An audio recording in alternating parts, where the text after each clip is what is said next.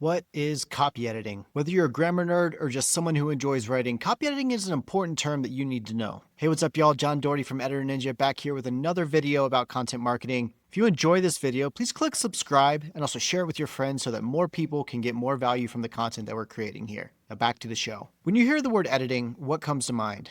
Maybe it's some nerd in a library. Maybe it's your English teacher who was scribbling away with a red pen at their desk and handing it back to you with some grade up in the top right corner. Maybe it's a guy in a flap-brimmed hat, just like this one, sitting behind a computer screen marking things up on suggesting mode in Google Docs. Regardless of what you picture, professional editors break up editing into a bunch of different steps, and copy editing is one of those. Copy editing is specifically what we're going to be talking about today because it's one of the main steps that happens right before content is finalized and either sent back to your client or published on the internet. Loosely defined, copy editing is a trained skill that involves editing content to fit a specified style or brief. Companies, of course, will create a style guide that defines how their content should look, how it should feel, the tone and voice, grammar to be used, that sort of thing. An editor then uses that to polish copy that they are sent after it's been developmentally edited through multiple drafts. The copy editor then takes that style guide and uses it to polish that content before it's published. This includes reviewing for things like grammar, tone, logo usage, colors, visuals, word usage, point of view, capitalization, and punctuation. In short, copy editors review a document for adherence to guidelines before it is published or sent to publishing in a more traditional publishing house. Sometimes copy editing will happen before it goes to a subject matter expert or a clinician or someone like that, especially if it's in a regulated industry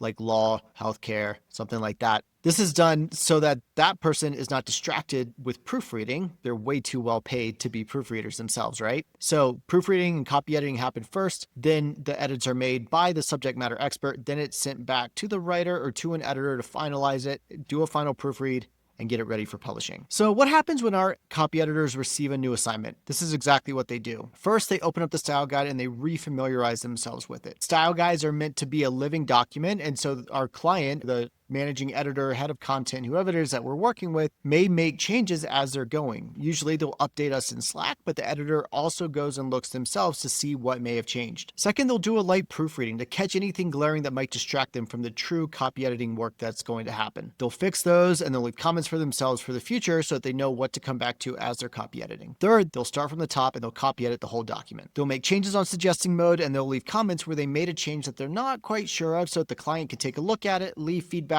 and resolve the comment themselves. Finally, they'll do another read, catch anything that may be left over, and then send it to Q. Then Q reviews it, make a copy of the document, and they review the whole thing to make sure that all the formatting and any little things that may not have been caught are caught before the document is returned to the client. This process usually takes us about 24 hours from start to finish, from the time the document goes into editing until it comes back to you. On average, our editors make 60 to 80 edits per average length blog post. What we found also is that an average length blog article, 1,200 to 1,500 words, also needs about 2 to 3 more comments with things that aren't quite clear and changes we make that we're not quite confident in. And so we want to send it back to the client so that then they can take a look at it moving forward. So in summary, copy editing is a super important part of the editing step. Of course, it's just one of about 5 or 6 steps when it comes to editing fully to make a document ready for publication. All right, John Doherty from EditorNinja here. I hope that's been helpful to you.